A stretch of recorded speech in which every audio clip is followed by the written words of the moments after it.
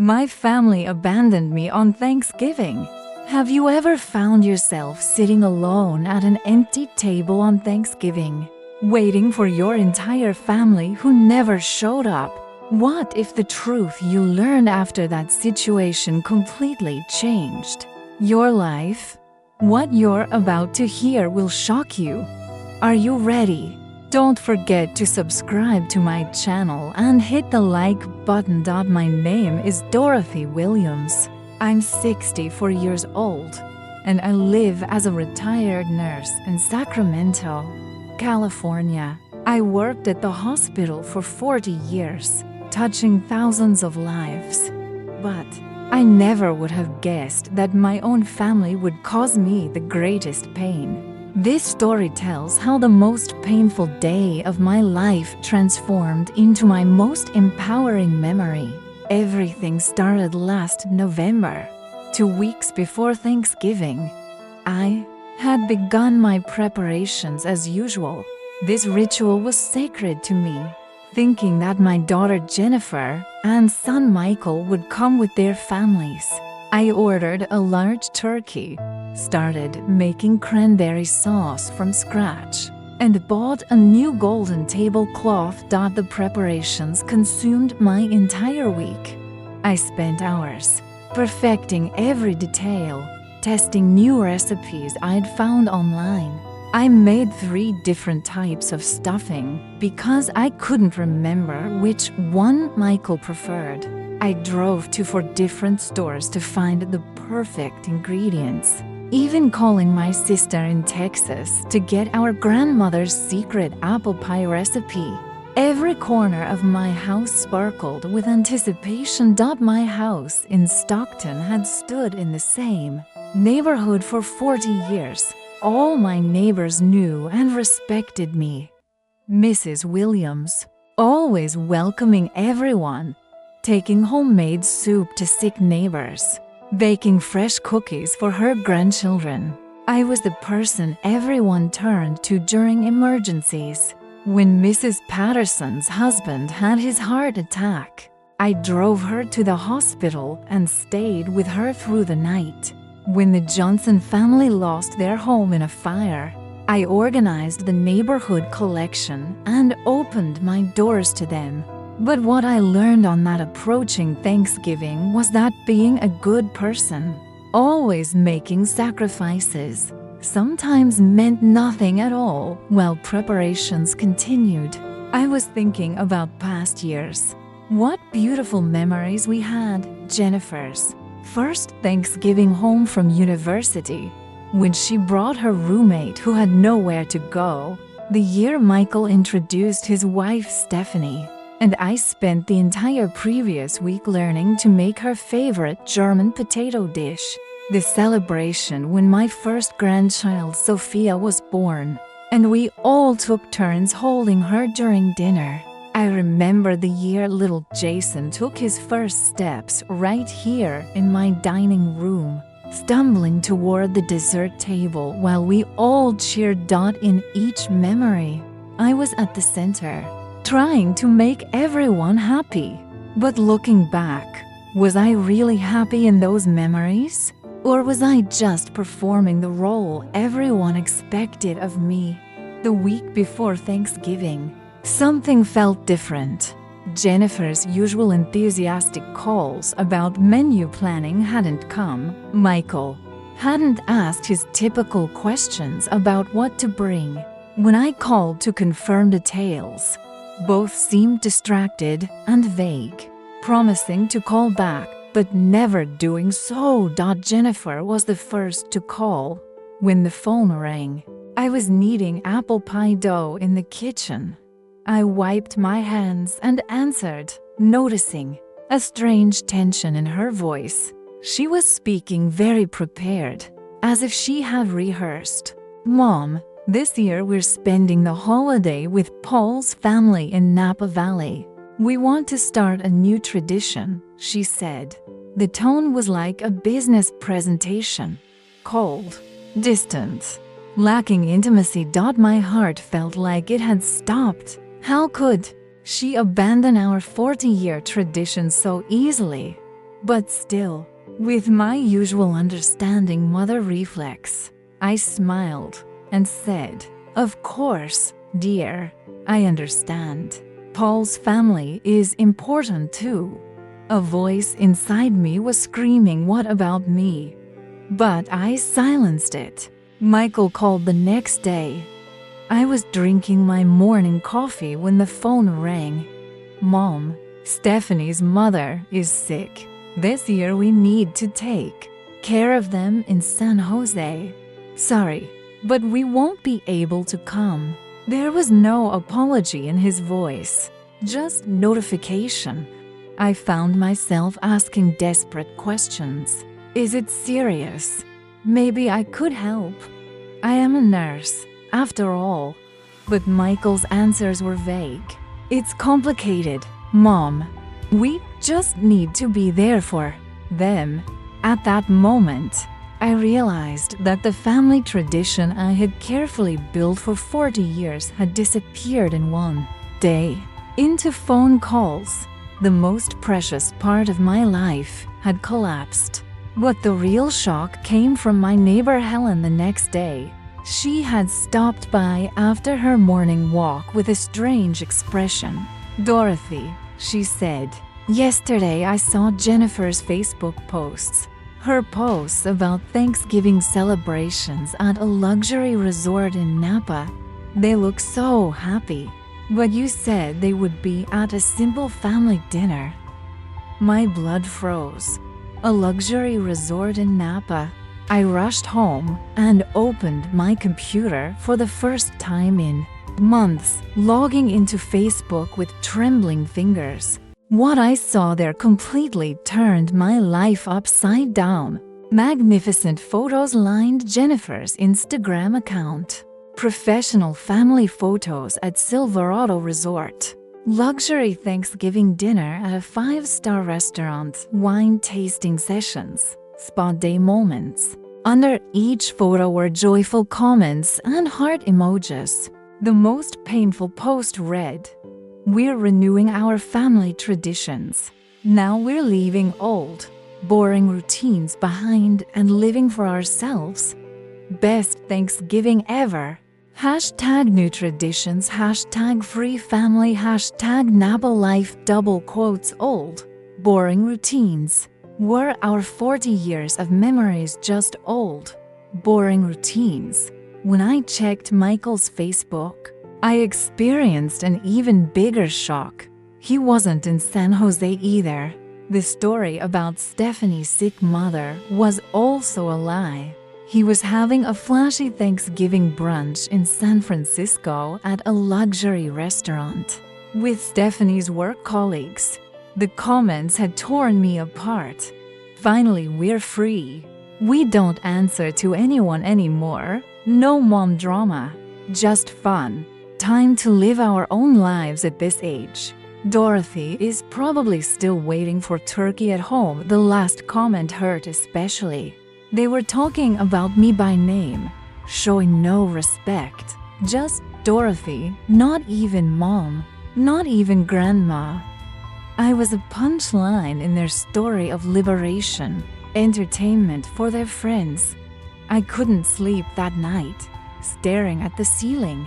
I thought about everything I had done for these children for 40 years. I had mortgaged my house a second time to pay for Jennifer's university tuition.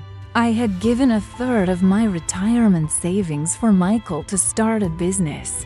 I had been by their side during every illness, celebrated all their successes, stood by them in disappointments.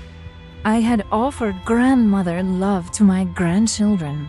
I paid for Sophia's daycare expenses, covered Jason's dentist bills. I would pick them up every weekend, play with them in the park, make cookies, read them stories. And in return for all this, they had lied to me on Thanksgiving and left me alone. I woke up with the sun on Thanksgiving morning. I had set the table for 6 people. There was still a small hope. Maybe they would come at the last minute. Maybe their consciences would hurt. I put the huge turkey in the oven, prepared mashed potatoes, sautéed green beans, and turned on holiday music. The house smelled perfect. Everything was ready, as if nothing had happened. Normally, the door would ring at 2 o'clock. Jennifer would always come early to help arrange the table. At 3 o'clock, Michael's family would join, and we would say grace together. At 4 o'clock, we would take that traditional family photo. 2 o'clock came and went. 3 o'clock came and went. At 4 o'clock, I couldn't stand it and called Jennifer. "Mom, we're very busy right now. I'll call you later," she said, and hung up. There was panic in her voice, as if she had been caught. When I called Michael, his phone was offline. At 6 o'clock, I realized that I would really be alone this year. I sat alone at that magnificent table set for 6 people, with a small plate in the corner. I took a small piece from the turkey, but it had no taste. For the first time in 40 years, I tried to give thanks just for myself, but I couldn't find anything to be thankful for. I cried that night. The tears I had accumulated for 40 years poured out. But the next morning, something different awakened inside me. Not anger, clarity. Now I understood the rules of the game. I was just an ATM for them. Jennifer called the following week. Her tone was sweet, manipulative. "Mom, how are you?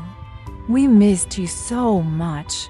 By the way, we need a little help with Sophia's private school tuition, around $15,000. This time I acted differently. "Jennifer," I said coldly, "we need to discuss this face to face. Come to my house on Saturday and call Michael too. We all have things to talk about." When they came that Saturday, they both looked relaxed, as if nothing had happened. Michael immediately got to the point. "Mom, Stephanie got pregnant. We're thinking of buying a new house. We need help with the down payment. Around $50,000. Stop," I said. For the first time in my life, I had silenced my children. "I know where you were on Thanksgiving." Both faces turned pale. Jennifer started stuttering. "Mom, what do you mean? I saw it on Instagram. Jennifer, your photos at Silverado Resort. Your post about leaving old, boring routines behind. And Michael, I saw your brunch photos in San Francisco too. I read your comment, no mom drama, just fun." Michael stood up, his face red. "Mom, are you stalking us on social media? This is very disturbing. Disturbing." My voice started to rise. "Do you know the sacrifices I've made for you for 40 years? I mortgaged my house for your education, gave my retirement money for your business, paid for your children's expenses. And you lie to me on Thanksgiving and leave me alone. Then you come asking for money?" Jennifer jumped up. "Mom, you're emotionally manipulating us. We're adults now. We have the right to live our own lives. Of course you have that right. But then don't ask for my money. Don't come asking for help. If you're living your own life, cover your own expenses." Michael got angrier. "Mom, you've changed. You used to be understanding, supportive. Now you've become bitter and resentful." "Maybe I needed to be better," I said, standing up. "Maybe I was too understanding for 40 years. Maybe I should learn to say no to you." Jennifer's eyes filled with angry tears. "Mom, if you continue to act like this, you might not see your grandchildren. This is your choice. This threat was meant to break me, but it strengthened me instead. Jennifer, I love my grandchildren, but you can't use them as a bargaining chip anymore. That day, they both left angrily. As Jennifer was leaving, she turned around. Mom, you'll regret this. You can't live without your family. Maybe I thought I had a family, but I didn't, I replied. The next 3 months were silence. No calls, no messages, no visits. At first, it was difficult, but over time, I began to feel a different kind of freedom. For the first time in 40 years, I was living just for myself. I reconnected with my old nurse friends. I started weekly meetings with Sarah, Linda, and Patricia. I rediscovered hobbies I had neglected: gardening, painting, reading books. But the real shock came in March. Helen told me she had seen Jennifer at the market. She said she was pregnant, but admitted they were in a very difficult situation and Paul had lost his job. She wanted to reach out to you, but her pride wouldn't let her. A week later, Jennifer called.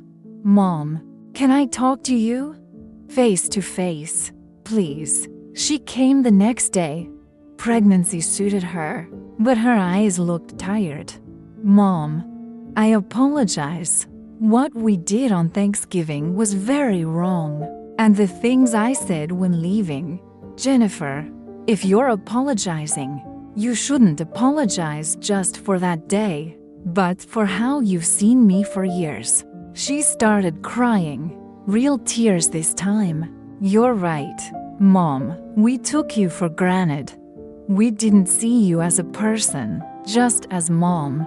We never thought you had your own life, your own needs.